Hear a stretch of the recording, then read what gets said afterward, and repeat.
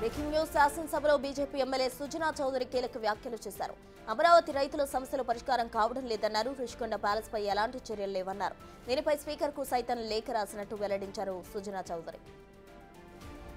ఎన్నికల ప్రక్రియని ఆటంకపరిచి విధుల నుంచి తొలగించబడిన సాయి ప్రసాద్ అనే ఉద్యోగి తిరిగి అక్రమంగా పునర్నిర్మితుడయ్యాడని, అతనికి ప్రమోషన్ కూడా ఇచ్చారని, కీలక బాధ్యతలు ఇవ్వటం వాస్తవేనా?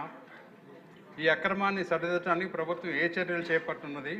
ఇతన్ని ఎప్పుడైనా ఎన్నికల విధులకు దూరంగా పెడతారా లేదా?